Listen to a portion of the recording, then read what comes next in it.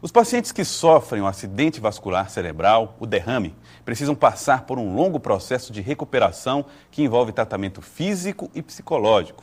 Para tratar deste assunto, nós estamos recebendo no estúdio daqui do Notícia da Manhã o neurocirurgião Benjamin Vale, presidente da Sociedade Nordestina de Neurocirurgia. Bom dia, doutor Benjamin. Bom dia, Jess.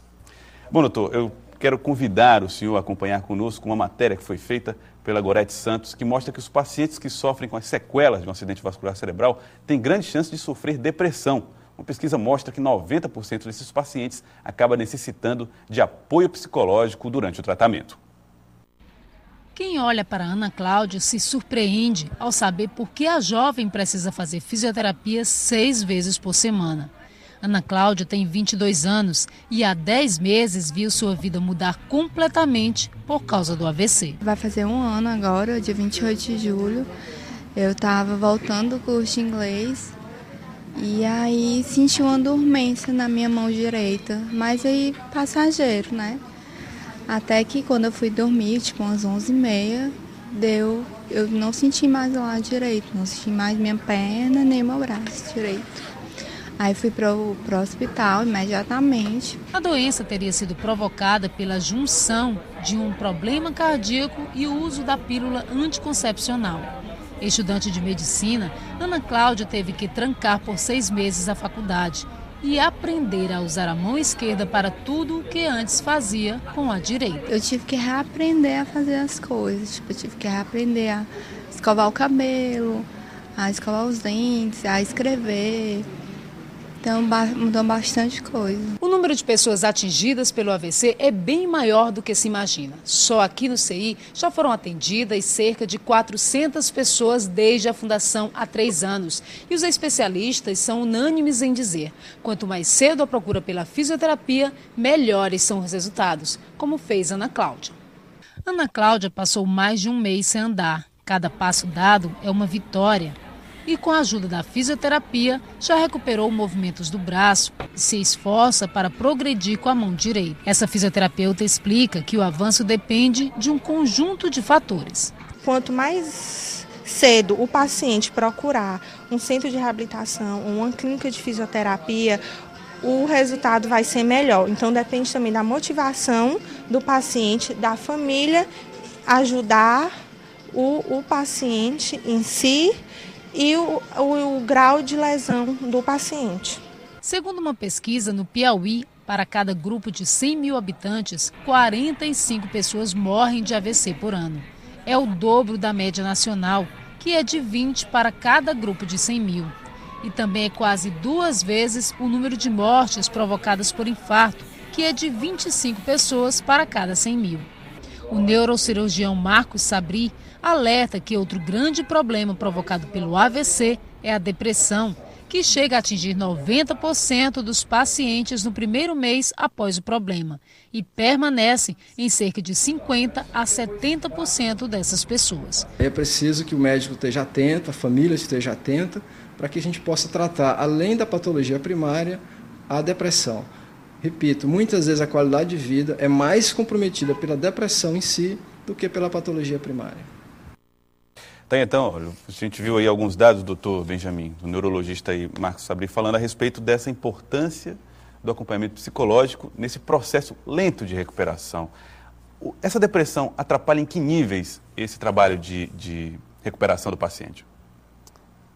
O acidente vascular cerebral ela é uma doença ainda muito negligenciada pela sociedade e pela saúde pública em si. Então, é sabido que 40% a 50% dos pacientes pós-acidente vascular cerebral sofrem de depressão. Porque você tem uma alteração da sua vida social, econômica e pessoal.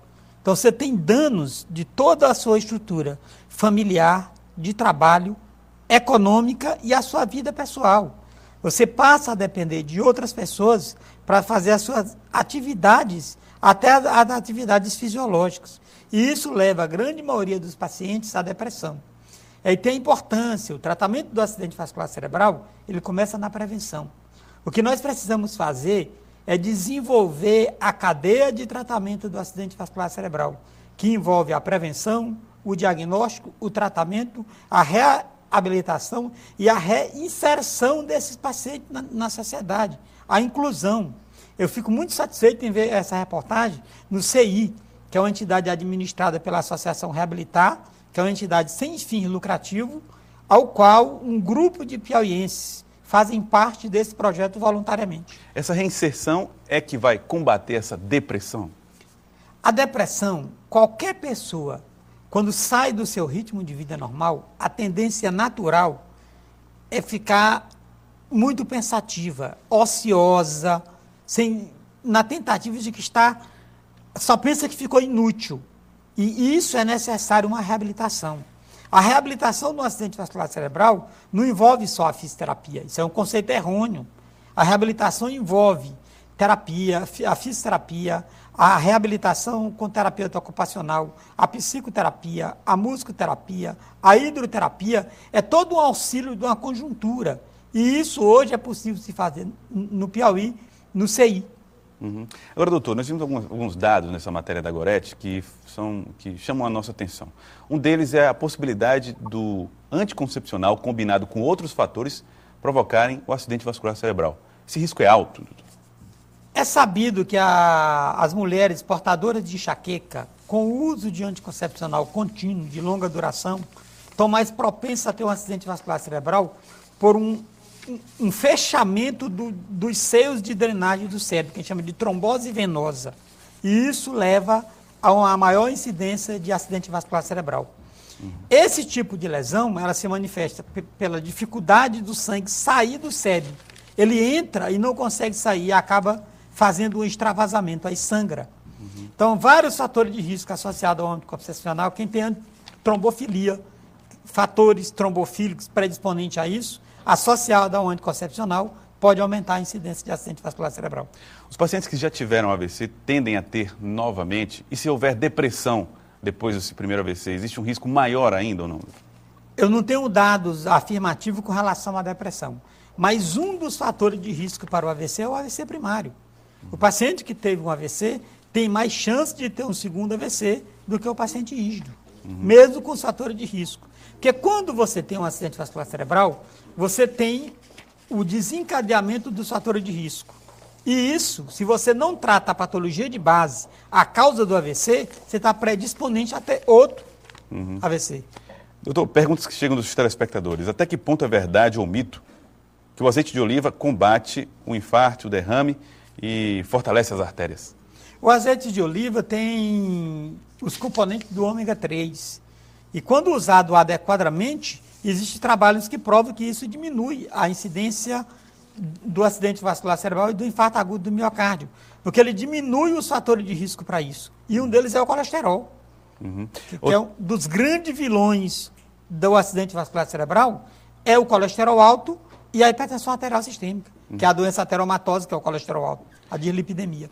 Nós vimos aí que o número de casos de pessoas que não se recuperam ou que morrem, que são vítimas do AVC, é muito alto no Piauí, comparado aos números nacionais. Por que isso acontece e o que uma pessoa deve fazer quando está perto de alguém que sofre AVC? O que acontece hoje é o que eu acabei de colocar. A cadeia de atendimento ao paciente com acidente vascular cerebral ainda não funciona em nosso estado.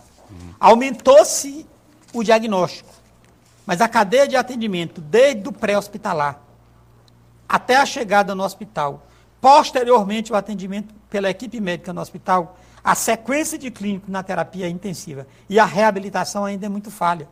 Então o paciente às vezes sai da fase aguda, mas morre pós por secreção pulmonar, por trombose venosa profunda. E quando você tem uma pessoa com suspeita de acidente vascular cerebral, procure o serviço médico adequado, o mais próximo.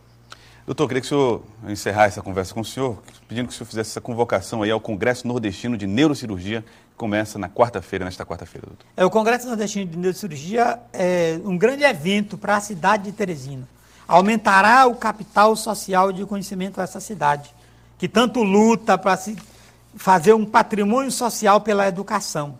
O Congresso começa às 8 horas da manhã, no Riputi Hotel, com o curso da Federação Mundial de Neurocirurgia, que será quarta, quinta, sexta e e sábado o congresso. Nós discutiremos toda a cadeia da doença neurocirúrgica no Piauí e neuroclínica, desde a prevenção, o atendimento primário, o atendimento na terapia intensiva, as novas técnicas de tratamento neurocirúrgico, a reabilitação, e discutiremos a responsabilidade social dos segmentos com a patologia neurológica, o poder público, as associações não governamentais e principalmente a cada cidadão.